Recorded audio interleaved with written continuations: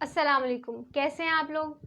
आज हम बात करने जा रहे हैं कंडक्टेंस के बारे में। कंडक्टेंस हमें पता है इलेक्ट्रोकेमिस्ट्री का एक बहुत इंपॉर्टेंट टॉपिक है। ये एक ऐसा टॉपिक है जिसके बगैर हम इलेक्ट्रोकेमिस्ट्री को जो है वो पढ़ ही नहीं सकते, बल्कि हमें उसकी समझ ही नहीं आ सकती। जो बेसिक इसके कॉन्सेप्ट्स हैं, पूरी इलेक्ट्रोकेमिस्ट्री वो बेस ही किस पे करती है, कंडक्टेंस पे करती है। तो हम आज देखेंगे कि कंडक्टेंस क्या होती है।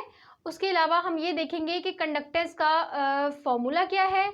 उसके अलावा कंडक्टेंस का यूनिट क्या है और स्पेसिफिक कंडक्टेंस क्या होती है।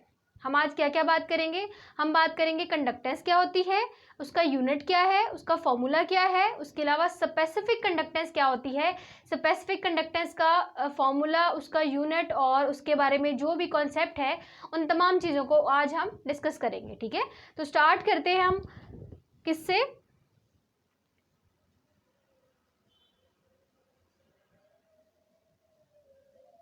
कंडक्टेंस। कंडक्ट का क्या मतलब होता है, कंडक्ट से ही निकले ना कंडक्टेंस। तो कंडक्ट जो वर्ड है या कंडक्टेंस, इसका क्या मतलब है, किसी चीज को पास करवाना। अब यहाँ पर क्या पास करना है, जाहिर सी बात है इलेक्ट्रोकेमिस्ट्री का ये एक टॉपिक है। अगर ये इलेक्ट्रोकेमिस्ट्री का टॉपिक है तो इसका मतलब है कि यहाँ पर करंट की कंडक्टेंस होगी। मतलब किसी चीज में से करंट कितना पास कर रहा है उसको हम नाम देंगे कंडक्टेंस का।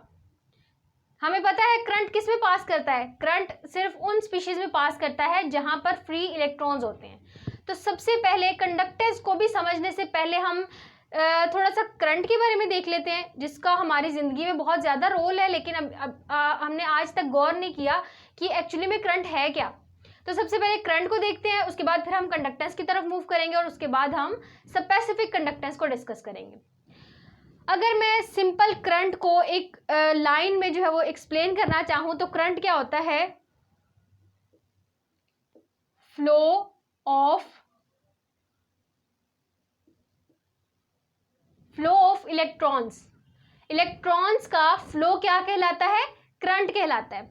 सपोज करें आपके पास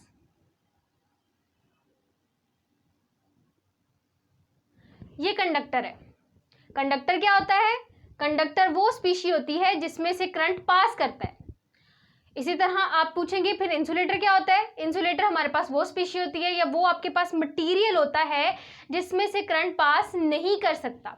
मैं आपको बताऊंगी कि कंडक्टर में से करंट क्यों पास करता है, क्यों हम कहते हैं कि सिर्फ और सिर्फ ऐसे मटेरियल्स को लेना चाहिए जो कंडक्टर होते हैं, उन्हीं में से इलेक्ट्रिसिटी पास करेगी, अदरवाइज दूसरे मटेरियल में नहीं करेगी। आपके ज़हन में ये सवाल आएगा, ठीक है। तो हम यहाँ पर ये भी देखेंगे।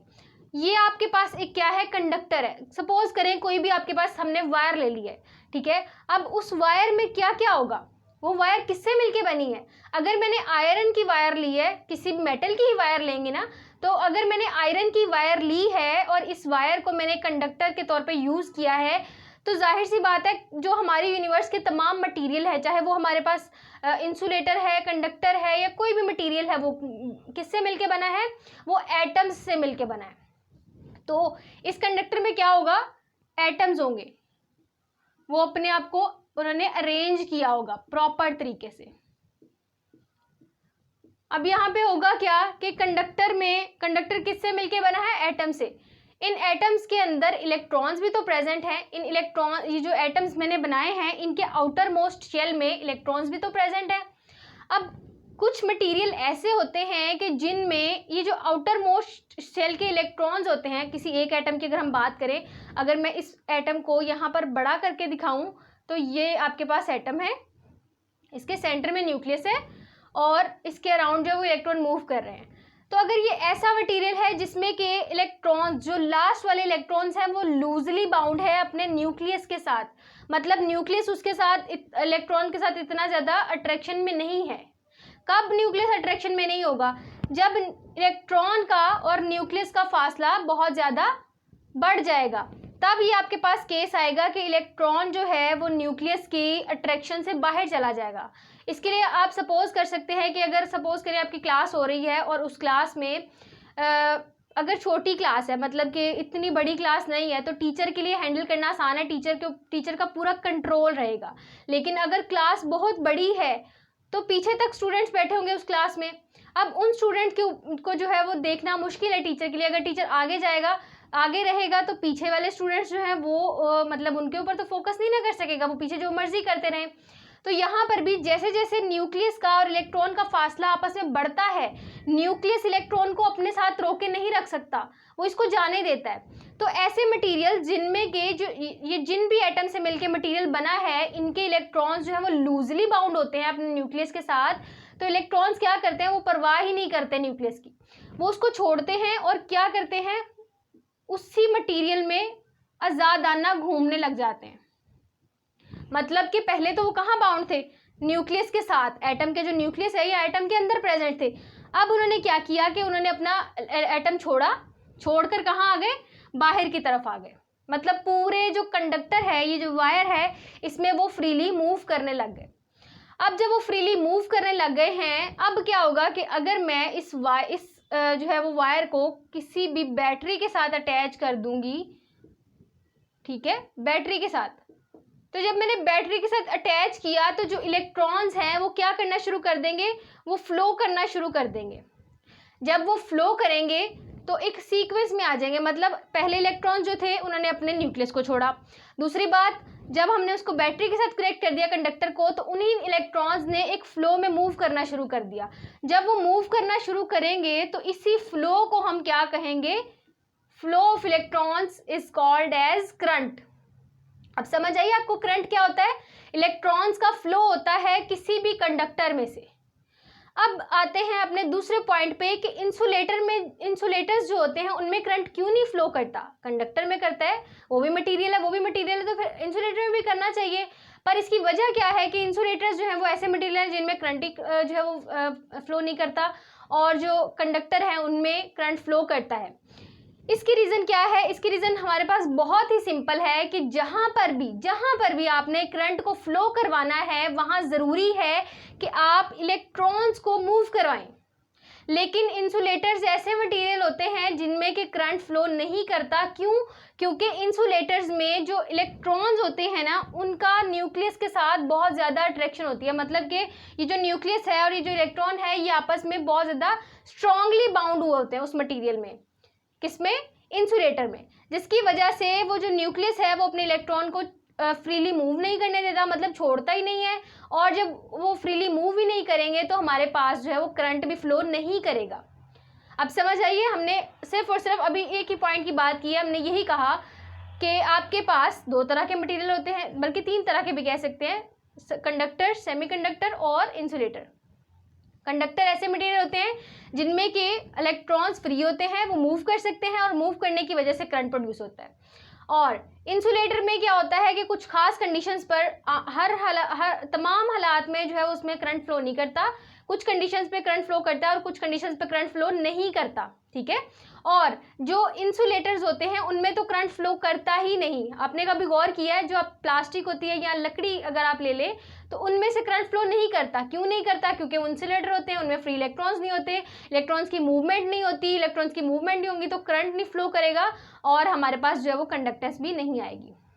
अभी हम कंडक्टेंस की तरफ मूव करेंगे, ठीक है। अच्छा, अब यहाँ पर हमारे पास इलेक्ट्रॉन का फ्लो हो रहा है, इलेक्ट्रिसिटी प्रोड्यूस हो रही है, और किसी भी मटेरियल की जितनी एबिलिटी होती है करंट को पास करवाने की, उसको हम कहते हैं कि वो हमारे मटेरियल की क्या है, कंडक्टेंस है, ठीक है। अब इसके बाद जब हमें कंडक्टेंस भी क्लियर हो गया, हमें करंट का फ्लो यानी कि मतलब इलेक्ट्रॉन्स का फ्लो यानी कि करंट के बारे में भी क्लियर हो गया, और हमें ये भी पता चल गया है कि कंडक्टर, इंसुलेटर और उसके अलावा सेमीकंडक्टर्स किस तरह के मटेरियल होते हैं। अब हमने ये देखना है कि रेजिस्टेंस क्या होती है, क्योंकि रेजिस्टेंस जो है ये भी आपके पास एक बहुत ज़्यादा इंपॉर्टेंट पॉइंट है और पूरी आपकी फिजिक्स जो है वो इसी में बेस करती है। हम पढ़ क्या रहे हैं, हम फिजिकल केमिस्ट्री पढ़ रहे हैं, और फिजिकल केमिस्ट्री जो है इसका ताल्लुक कहीं ना कहीं फिजिक्स के साथ है, ठीक है। तो अब हम जो है वो बात करेंगे किसकी, नेक्स्ट हम बात करेंगे कंडक्टेंस की, तो हमने कर ली है। अब हम बात करेंगे रेजिस्टेंस की, ठीक है। अच्छा, अब मुझे बताएं कि आपके सामने डायग्राम है और इसी डायग्राम से ही हमने रेजिस्टेंस को भी समझ लेना है, ठीक है। आपके पास यहाँ एटम्स बने हुए हैं, इलेक्ट्रॉन्स ने उनको छोड़ा और छोड़ने के बाद वो फ्रीली मूव करने लगे पूरे कंडक्टर में। अब यहाँ पर थोड़ा सा अगर मैं इसको जो है वो थोड़ा सा इसको मैं थोड़ा सा अगर खुला करके बना दूं ताकि आपको जो है वो समझ आ जाए,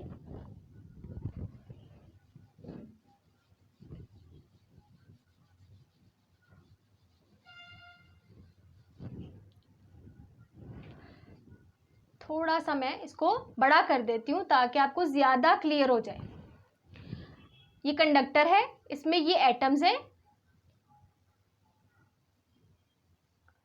और इन एटम्स के जो इलेक्ट्रॉन्स हैं वो इनके, जाहिर सी बात है मैंने कहा ये कंडक्टर हैं, तो जब ये कंडक्टर हैं तो इलेक्ट्रॉन्स जो है वो फ्रीली मूव कर रहे होंगे, वो अपने न्यूक्लियस के साथ या अपने एटम के साथ बाउंड नहीं होंगे। अगर बाउंड होते तो कहाँ होते, यहाँ पर, लेकिन वो अब है कहाँ पर, वो फ्रीली पूरे कंडक्टर में मूव कर रहे हैं। कोई इलेक्ट्रॉन कहीं मूव कर रहा है, कोई इलेक्ट्रॉन कहीं मूव कर रहा है, तो कोई इलेक्ट्रॉन कहीं मूव कर रहा है।